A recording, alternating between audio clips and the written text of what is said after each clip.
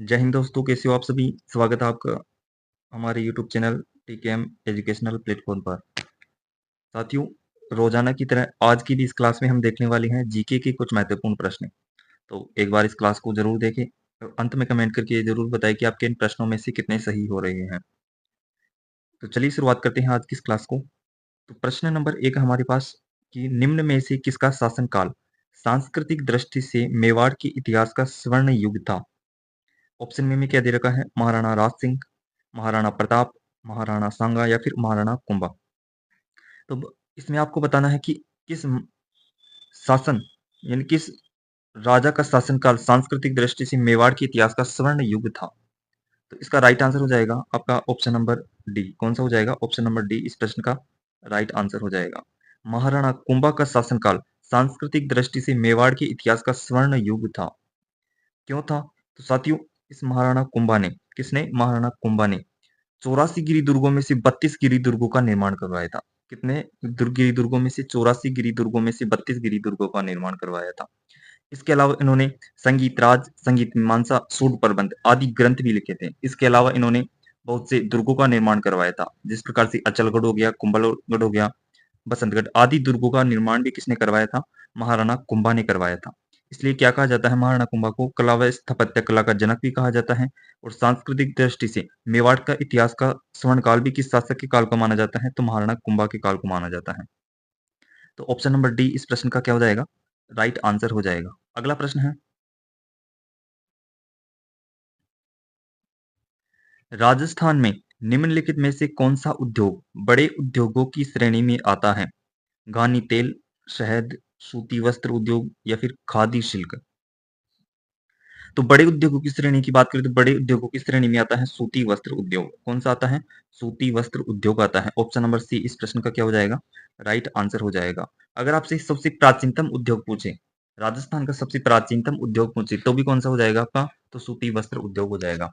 Okay, तो option number C इस प्रश्न का क्या हो जाएगा? राइट आंसर हो जाएगा। अगला प्रश्न है, राजस्थान की प्रथम सूती वस्त्र mill the Krishna mills limited, Rajasthan की प्रथम सूती वस्त्र मिल का नाम क्या है? दी कृष्णा मिल्स लिमिटेड की स्थापना कब व कहाँ की गई थी? ऑप्शन में हमें क्या दे रखा है? 1989 के अंदर ब्यावर के अंदर, 1889 ब्यावर के अंदर, 1899 में अजमेर के अंदर या फिर 1880 के अंदर भीलवाड़ा के अंदर। तो आपको बताना है जो राजस्थान की सूती वस्त्र मिल कौन सी है? द कृष्णा मिल्स लिमिटेड, इसकी स्थापना कब व कहाँ की गई थी? तो बात करें साथियों द कृष्णा मिल्स लिमिटेड की, तो ये जो सूती वस्त्र मिल है प्रथम राजस्थान की प्रथम सूती वस्त्र मिल है। कौन सी मिल है? राजस्थान की प्रथम सूती वस्त्र मिल है। और इसकी स्थापना सन 1889 के अंदर, कहाँ, कब? 1889 के अंदर ब्यावर के अंदर की गई थी। कहां पर की गई थी? ब्यावर के अंदर की गई थी इस सूती वस्त्र मिल की स्थापना। ओके, तो बी ऑप्शन इस प्रश्न का क्या हो जाएगा? राइट आंसर हो जाएगा। चलते हैं अगले प्रश्न की ओर। अगला प्रश्न है,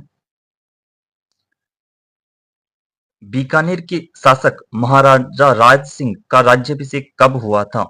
1572 के अंदर, 1574 के अंदर, 1575 के अंदर या फिर 1570 के अंदर।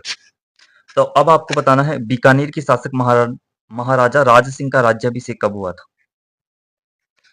तो इसका राइट आंसर हो जाएगा साथियों आपका ऑप्शन नंबर बी। कौन सा हो जाएगा? ऑप्शन नंबर बी इस प्रश्न का राइट आंसर हो जाएगा। 1574 के अंदर, 1574 के अंदर महाराजा राज सिंह का क्या हुआ था? राज्याभिषेक हुआ था, बीकानेर के शासक।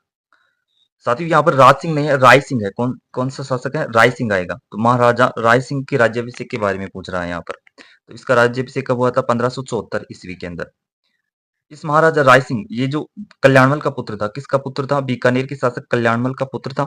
इस राय सिंह को जो है 1572 ईस्वी के अंदर, कब? 1572 ईस्वी के अंदर मारवाड़ के शासक चंद्रसेन के खिलाफ भेजा गया था। किसके खिलाफ भेजा गया था? मारवाड़ के शासक चंद्रसेन के खिलाफ भेजा गया था 1572 के अंदर। और अकबर ने इसको 1572 के अंदर मारवाड़ का प्रशासक नियुक्त किया था। कहाँ का? मारवाड़ का शासक प्रशासक नियुक्त किया था किसको? महाराणा राय सिंह को।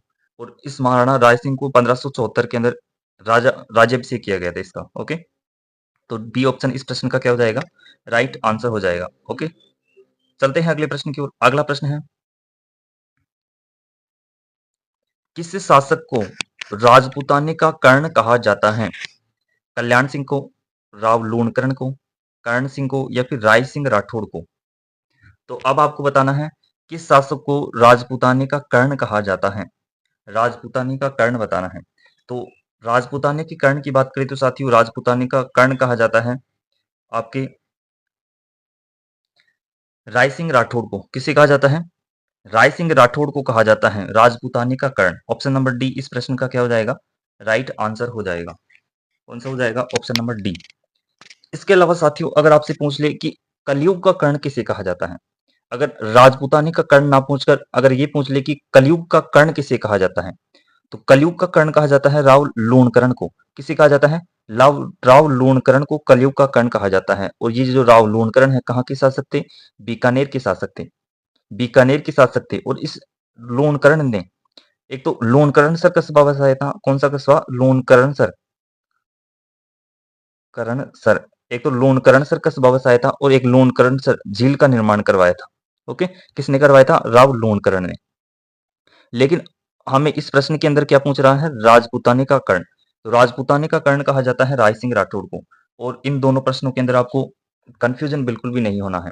अगर राजपूताने का कर्ण पूछे तो राय सिंह राठौड़ यानी रा से राजपूताने का कर्ण और रा से राय सिंह राठौड़ को कहा जाता है।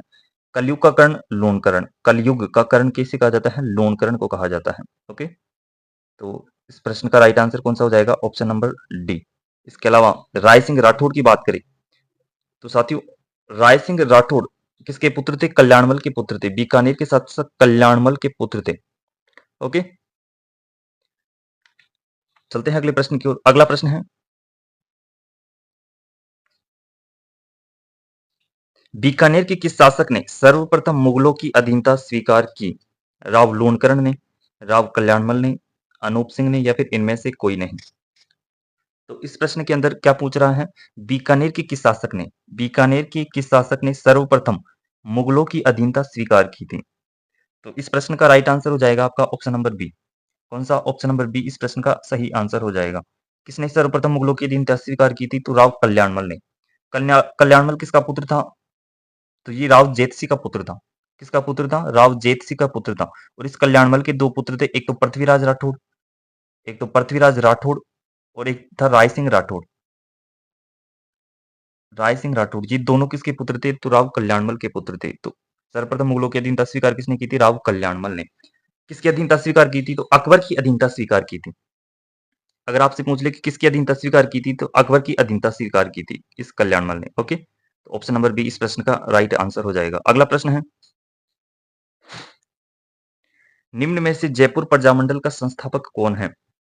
कपूर चंद पाटनी, जयनारायण व्यास, कांतिलाल या फिर जमनालाल बजाज? अब इसके अंदर बताना है आपको जयपुर प्रजामंडल के संस्थापक कौन है। तो बात करें साथियों जयपुर प्रजामंडल की, तो जयपुर प्रजामंडल की स्थापना की गई थी सन 1931 के अंदर। कब की गई थी? स्थापना 1931 के अंदर। और सर्वप्रथम इस जयपुर प्रजामंडल की स्थापना की गई थी।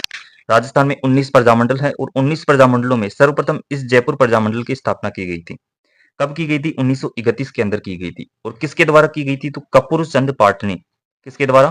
कपूर चंद पाटनी के द्वारा की गई थी। यानी पुर पुर बोलेंगे तो क्या याद आएगा? कपूर याद आएगा। पुर पुर बोलेंगे तो क्या याद आएगा? कपूर याद आएगा। तो कपूर चंद पाटनी ने जयपुर प्रजामंडल की स्थापना की थी सन 1931 के अंदर। ओके, तो ऑप्शन नंबर ए इस प्रश्न का राइट आंसर हो जाएगा। इसके अलावा पुनर्गठन की बात करें तो पुनर्गठन किया गया था इसका 1936 के अंदर। कब किया गया था? 1936 के अंदर इस प्रजामंडल का क्या किया गया था? पुनर्गठन किया गया था। ओके, यानी पुनर्गठन का अर्थ क्या होता है? यानी इसमें कार्य करना प्रारंभ नहीं किया गया था इस प्रजामंडल के अंदर। तो कार्य करना कब से प्रारंभ किया इस प्रजामंडल ने? तो 1936 से। कब?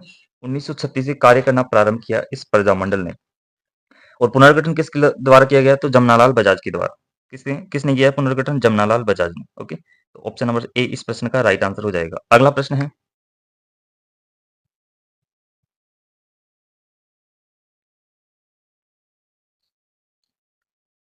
कहां तक देख लिया?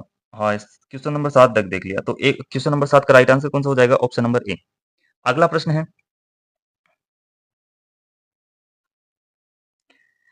निम्न में से किस नदी का जल सांबर झील में नहीं जाता है? मेंथा नदी का, रूपनगढ़ नदी का, खारी नदी का या फिर कांतली नदी का? तो इसमें आपको बताना है जो राजस्थान की सबसे बड़ी खारी पानी की झील है कौन सी है? सांबर झील। राजस्थान की सबसे बड़ी खारी पानी की झील कौन सी है? सांबर झील। इस सांबर झील में किस नदी का पानी नहीं जाता है? ये बताना है आपको इस प्रश्न के अंदर। तो इस प्रश्न का राइट आंसर हो जाएगा साथियों, तो इस प्रश्न का राइट आंसर हो जाएगा आपका ऑप्शन नंबर डी। कौन सा हो जाएगा? ऑप्शन नंबर डी इस प्रश्न का राइट आंसर हो जाएगा। सांबर झील में किस नदी का पानी नहीं जाता है? तो कांतली नदी का पानी नहीं जाता है। अगर हम सांबर झील में गिरने वाली नदियों की बात करें तो सांबर झील में किन किन नदियों का पानी जाता है? तो एक तो जाता है मैंथा, मैंथा के अलावा रूपनगढ़, मैंथा, रूपनगढ़, खारी, एक कौन सी होगी? खारी, और एक जाते हैं खंडेला। मैंथा, रूपनगढ़, खारी, खंडेला। मैंथा, रूपनगढ़, खारी, खंडेला। इन चार नदियों का जल किसके अंदर जाता है? तो इस सांबर की झील के अंदर जाता है। ओके, तो लेकिन इस कांतली नदी का जल किसमें नहीं जाता? सांबर झील में नहीं जाता। ऑप्शन नंबर डी इस प्रश्न का राइट आंसर हो जाएगा। अगला प्रश्न है, देवनारायण जी की फड़ का वाचन करते समय किस वाद्य यंत्र का प्रयोग किया जाता है? रावण हत्ता वाद्य यंत्र, जंतर वाद्य यंत्र, अलगोजा वाद्य यंत्र, या फिर वीणा। तो इसमें आपको क्या बताना है? देवनारायण जी की फड़ का वाचन करते समय किस वाद्य यंत्र का प्रयोग किया जाता है? तो इस प्रश्न का राइट आंसर हो जाएगा आपका ऑप्शन नंबर बी। कौन सा हो जाएगा? ऑप्शन नंबर बी इस प्रश्न का राइट आंसर हो जाएगा। देवनारायण जी की फड़ का वाचन करते समय किस वाद्य यंत्र का प्रयोग किया जाता है? तो जंतर वाद्य यंत्र का प्रयोग किया जाता है। इसके अलावा पूछ ले कि किस जाति के द्वारा किया जाता है जंतर वाद्य यंत्र का प्रयोग? तो साथियों गुर्जर जाति के भोपो द्वारा। किस जाति के? गुर्जर जाति के भोपो द्वारा। गुर्जर जाति के भोपो द्वारा जंतर वाद्य यंत्र का प्रयोग किया जाता है देवनारायण जी की फड़ का वाचन करते समय। गुर्जर जाति के भोपो द्वारा देवनारायण जी की फड़ का वाचन करते समय जंतर वाद्य यंत्र का प्रयोग किया जाता है। ऑप्शन नंबर बी इस प्रश्न का राइट आंसर हो जाएगा। इसके अलावा बात करें रावण हत्ता वाद्य यंत्र की, तो रावण हत्ता वाद्य यंत्र का प्रयोग रामदेव जी की के फड़ का वाचन करते समय किया जाता है। रामदेव जी की फड़ का वाचन करते समय रावणत्ता वाद्य यंत्र का प्रयोग किया जाता है। रावणत्ता वाद्य यंत्र राजस्थान का सबसे प्राचीनतम वाद्य यंत्र है और अधकटी नारियल के समान है। ओके, तो इस प्रश्न का राइट आंसर कौन सा हो जाएगा? Option number B. अगला प्रश्न है, भाबरू शिलालेख किस सभ्यता से प्राप्त हुआ है? कालीबंगा सभ्यता से, बागुर सभ्यता से, बैराट सभ्यता से, या फिर आहट सभ्यता से। तो साथियों भाबरू शिलालेख प्राप्त हुआ है बैराट की सभ्यता से। किस सभ्यता से? बैराट सभ्यता से प्राप्त हुआ है। ऑप्शन नंबर सी इस प्रश्न का राइट आंसर हो जाएगा। और बैराट की सभ्यता कहां पर है? तो कोटपुतली बहरोड के अंदर। वर्तमान की बात करें तो कोटपुतली बहरोड के अंदर स्थित है बैराट की सभ्यता। पहले जयपुर के अंदर आती थी। किसके अंदर? जयपुर के अंदर आती थी, लेकिन वर्तमान में कोटपुतली बहरोड के अंदर आने लगी है बैराट की सभ्यता। ओके, ऑप्शन नंबर सी इस प्रश्न का राइट आंसर हो जाएगा। और बैराट के अंदर भाबरू शिलालेख की खोज कैप्टन बार्ट ने की थी। किसने की थी? कैप्टन बार्ट के द्वारा भाबरू शिलालेख खोजा गया था। चलते हैं अगले प्रश्न की ओर। अगला प्रश्न है, राजस्थान के एकीकरण के चरणों में सबसे बड़ा चरण किसे माना जाता है? प्रथम चरण को, तृतीय चरण को, चतुर्थ चरण को, या फिर पंचम चरण को? तो इसमें क्या पूछ रहा है? एकीकरण के किस चरण को सबसे बड़ा चरण माना जाता है? तो सबसे बड़ा चरण किसे माना जाता है? तो माना जाता है आपका चतुर्थ चरण को।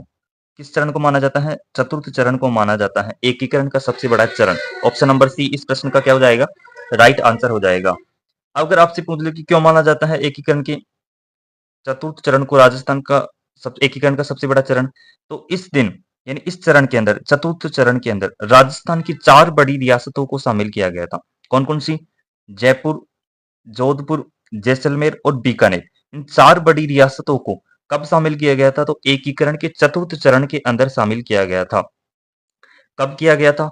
18, 25, 18, 30, 30 मार्च 1949 को, 30 मार्च 1949 को एकीकरण के चतुर्थ चरण में राजस्थान की 4 बड़ी रियासतों को शामिल किया गया था। इसलिए चतुर्थ चरण को क्या कहा जाता है? एकीकरण का सबसे बड़ा चरण कहा जाता है। ओके, ऑप्शन नंबर सी इस प्रश्न का राइट आंसर हो जाएगा। अगला प्रश्न है, किस नृत्य को राई नृत्य कहा जाता है? नेजा, गवरी, झूमर, या फिर गेर? तो राई नृत्य कहा जाता है आपके गवरी नृत्य को। किसे कहा जाता है? गवरी नृत्य को राई नृत्य भी कहा जाता है। ऑप्शन नंबर बी इस प्रश्न का क्या हो जाएगा? राइट आंसर हो जाएगा। अगला प्रश्न है, तिरिया तेल हमीर हट चढ़े न दूजी बार, यह किस दुर्ग के शासक के से संबंधित है? रणथंभौर दुर्ग के शासक के संबंधित, मेहरानगढ़ दुर्ग, चित्तौड़गढ़ दुर्ग या फिर आमेर दुर्ग के शासक के बारे में कहा गया है। यानी आपको क्या बताना है कि तिरिया तेल हमीर हट चढ़े न दूजी बार, यह किस दुर्ग के शासक के लिए कहा गया है? तो इस प्रश्न का राइट आंसर हो जाएगा ऑप्शन नंबर ए। कौन सा हो जाएगा? ऑप्शन नंबर ए इस प्रश्न का राइट आंसर हो जाएगा। रणथंभौर दुर्ग के शासक के बारे में कहा गया है, राणा हमीर के बारे में। ओके, कि तिरिया तेल हमीर हट चढ़े न दूजी बार। ओके, ऑप्शन नंबर ए इस प्रश्न का राइट आंसर हो जाएगा। नेक्स्ट है, किस वर्ष केंद्र शासित प्रदेश अजमेर मेरवाड़ा को राजस्थान में मिलाया गया? किस वर्ष केंद्र शासित प्रदेश, साथियों एकीकरण से पूर्व हमारे राजस्थान में एक केंद्र शासित प्रदेश था, कौन सा था? अजमेर मेरवाड़ा। इस अजमेर मेरवाड़ा को राजस्थान के अंदर कब शामिल किया गया था?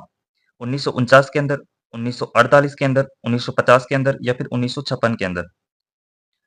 तो इस प्रश्न का राइट आंसर हो जाएगा आपका ऑप्शन नंबर डी। कौन सा हो जाएगा? ऑप्शन नंबर डी इस प्रश्न का क्या हो जाएगा? राइट आंसर हो जाएगा। अजमेर मेरवाड़ा को राजस्थान में कब मिलाया गया था? तो 1956 के अंदर मिलाया गया था। कब? 1 नवंबर 1956 को एक नए जिले का गठन किया गया था और राजस्थान का एकीकरण भी पूर्ण हुआ था। नई जिला कौन सा था? तो अजमेर नया जिला बनाया गया था इस अजमेर मेरवाड़ा को राजस्थान में मिलाकर। ओके, तो इस प्रश्न का राइट आंसर कौन सा हो जाएगा? Option number D. अगला प्रश्न है, राजस्थान के कौन से लोक देवता ऊंटों के देवता के रूप में पूजे जाते हैं? गोगा जी, पाबू जी, रामदेव जी या फिर बीका जी? तो यहाँ पर क्या बताना है? ऊंटों के देवता के रूप में कौन से लोक देवता पूजे जाते हैं? तो ऊंटों के देवता कौन है? तो ऊंटों के देवता है आपके पाबू जी। कौन है? पाबू जी को ऊंटों के देवता के रूप में पूजा जाता है। अगर ऊंट के बीमार होने पर किस लोक देवता की पूजा की जाती है? तो पाबू जी की। ओके, ऑप्शन नंबर बी इस प्रश्न का क्या हो जाएगा? राइट आंसर हो जाएगा। अगर आपसे पूछा जाए कि सांपों के देवता किसे कहा जाता है? तो सांपों के देवता है गोगा जी। गोगा जी को सांपों के देवता के रूप में पूजा जाता है। सांपों के देवता। और ऊंटों के देवता कौन है? पाबू जी। सांपों के देवता गोगा जी और ऊंटों के देवता पाबू जी। सांपों के देवता तो कौन है? गोगा जी और ऊंटों के देवता कौन है? पाबू जी। ओके, तो इस प्रश्न का राइट आंसर कौन सा हो जाएगा? Option number B. तो साथियों ये थी बीएसटी से एग्जाम 2024 से संबंधित कुछ महत्वपूर्ण प्रश्न। तो एक बार इस क्लास को जरूर देखें और अंत में कमेंट करके ये जरूर बताएं कि आपकी इन प्रश्नों में से कितने सही हो रही हैं। तो आज के लिए इतना ही, मिलते हैं अगली वीडियो के अंदर, तब तक के लिए धन्यवाद।